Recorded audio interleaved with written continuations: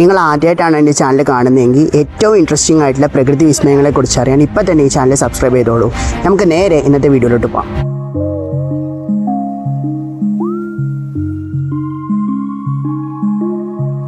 കടൽ എന്തുകൊണ്ടാണ് രാത്രി നീല നിറത്തിൽ കാണപ്പെടുന്നത്? എന്താണ് ഇതിന് പിന്നിലെ ശാസ്ത്രം നിങ്ങൾക്കറിയോ?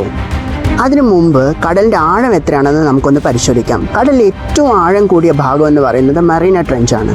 ഈ മറീന ട്രെഞ്ച് സീ ലെവലിൽ ഏറ്റവും ഉയരം കൂടിയ പർവ്വതമാണല്ലോ മൗണ്ട് എവറസ്റ്റ്. ആ മൗണ്ട് എവറസ്റ്റിനെ ഡയറക്റ്റ് മറീന ട്രെഞ്ചിലിട്ടാലും വീണ്ടും മറീന ട്രെഞ്ചിന് 1 കിലോമീറ്ററും കൂടെ ഡിസ്റ്റൻസ് ഉണ്ട് എന്നാണ് പറയപ്പെടുന്നത്. ഇതിൻ്റെ അർത്ഥം സൂര്യപ്രകാശത്തിന് കടന്നു ചെല്ലാൻ പറ്റാത്ത ഒരുപാട് സ്ഥലങ്ങൾ കടലിൻ്റെ അടിയിലുണ്ട്. സത്യം പറഞ്ഞാൽ സൂര്യപ്രകാശം കടലിൻ്റെ ഏറ്റവും ചെറിയ ഭാഗത്ത് മാത്രമേ എത്തുന്നുള്ളൂ. അപ്പം ബാക്കി ഭാഗങ്ങളൊക്കെ സ്വാഭാവികമായിട്ടും ഇരുട്ടായിരിക്കും. കടലിൻ്റെ 95% എക്സ്പ്ലോർ ചെയ്യാൻ മനുഷ്യനെ കൊണ്ട് സാധിച്ചിട്ടില്ല. അത്രയധികം ജീവികൾ കടലിൻ്റെ അടിത്തട്ടിൽ വസിക്കുന്നുണ്ട്. എന്നാൽ സൂര്യപ്രകാശം ലഭിക്കാത്ത കടലിൽ എങ്ങനെയാണ് ഇത്രയധികം ജീവികൾ വസിക്കുന്നത്? അതിനുള്ള ഉത്തരവാണ് ബയോലുമിനിസെൻസ്. സ്വയം പ്രകാശിക്കാനുള്ള കഴിവ് ഈ ജീവികൾക്കുണ്ട്.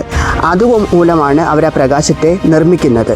സത്യം പറഞ്ഞാൽ ഈ പ്രകാശമാണ് കടലിനെ നീല നിറത്തിൽ കാണാനുള്ള ഏറ്റവും പ്രധാനപ്പെട്ട കാരണം. ഇത് നിങ്ങൾക്ക് പുതിയ അറിവാണെങ്കിൽ ഇപ്പോൾ തന്നെ ഈ ചാനൽ സബ്സ്ക്രൈബ് ചെയ്യുക, നിങ്ങളുടെ സുഹൃത്തിന് ഈ വീഡിയോ ഷെയർ ചെയ്യുക.